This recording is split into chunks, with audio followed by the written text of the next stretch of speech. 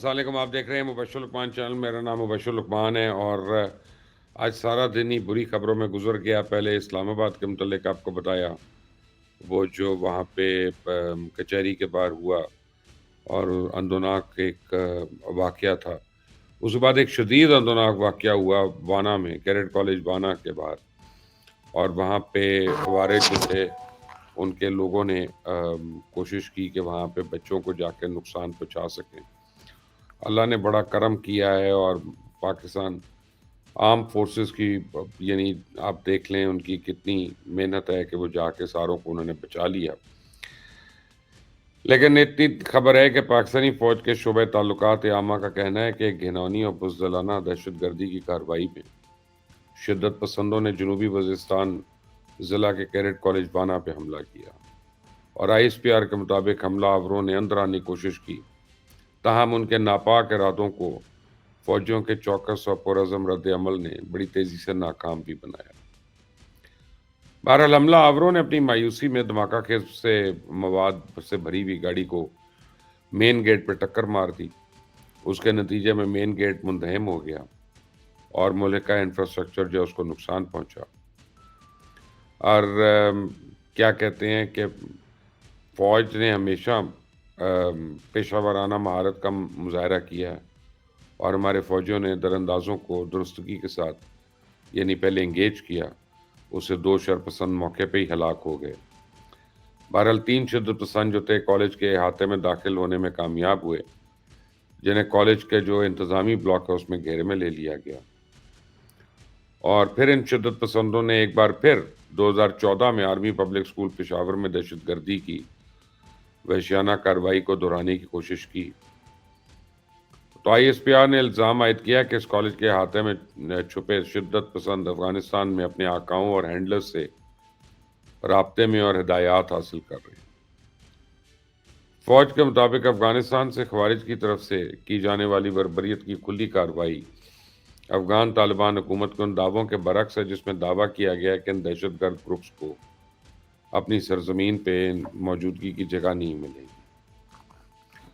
تو یہ پاکستان افغانستان میں موجود شدت پسندوں اور ان کی قیادت کے خلاف جواب دینے کا حق بھی محفوظ رکھتا ہے یقینی طور پہ. اور انڈیا کی سرپرستی میں بچ جانے والے شدت پسندوں کو ختم کرنے کے لیے اب اس وقت آپریشن کلیئرنس ہو رہا ہے. اور آپ کو میں بتاؤں کہ خیبر پختونخوا میں 8 مہینے کے دوران دہشت گردی کے 608 واقعات رپورٹ ہوئے ہیں، جن میں 138 جو ہیں عام شہری شہید ہوئے ہیں. اور بہرحال یہ سب نے دیکھ لیا کہ آج کیا ہو رہا ہے. قوم پھر ایک بار صف آ رہا ہے. جو دشمن 2014 سے یعنی لگا ہوا ہے، پہلے آرمی پبلک اسکول کے معصوم بچوں کے لہو سے کھیلا گیا، آج وہی دشمن کیڈٹ کالج وانا پہ حملہ آور ہوا. لیکن یاد رہے، دشمن بھی وہی ہے اور ہم بھی وہی قوم ہے. مزید مضبوط اور انشاءاللہ مزید یکجا ہوں گے، اور ہم کے پی کے عوام کے ساتھ کھڑے ہیں، پاکستان کے تمام شہری ان کے ساتھ کھڑے ہیں، اور اس وطن کی ہم ساروں نے مل کے رکھوالی کرنی ہے. لیکن اس پہ کافی جو لوکلز ہیں ان کا بھی رد عمل آیا. ان میں کچھ کہتے ہیں کہ جی یہ دہشت گرد دراصل پختونوں اور قبائل کو تعلیم سے دور رکھنا چاہتے ہیں، اور اسی لیے ہمیشہ کالجز کے اوپر حملہ کرتے ہیں. اپنے ملک میں تو عورتوں کے تو ساری کالج بند ہیں، ان کے سکولز بھی، اور لڑکوں کے جو نہ ہونے کے برابر ہیں، تو اور جگہوں پہ بھی یہی چاہتے ہیں. بہرحال ایک اور نے مقامی فرد نے مجھے بتایا، وہ کہتے ہیں فوج نے بروقت کارروائی کر کے سینکڑوں طلباء کو ریسکیو کیا اور معصوم جانوں کی حفاظت کو ممکن بنایا. وہ کہتے ہیں کہ افغانستان میں موجود طالبان رجیم ہم پختونوں کو تعلیم سے محروم رکھنا چاہتی ہے. یہ بھی مقامی افراد کہہ رہے ہیں وہاں پہ.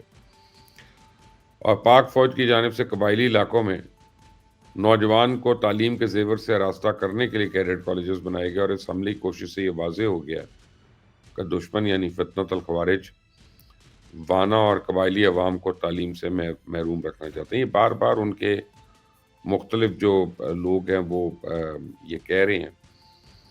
ادھر اسلام آباد میں جو دھماکہ ہے اس کی بھی خبریں آپ تک تو ساری پہنچ گئی ہوں گی. آپ یہ دیکھیں کہ یہ ڈائریکٹ ایک تھریٹ ہے.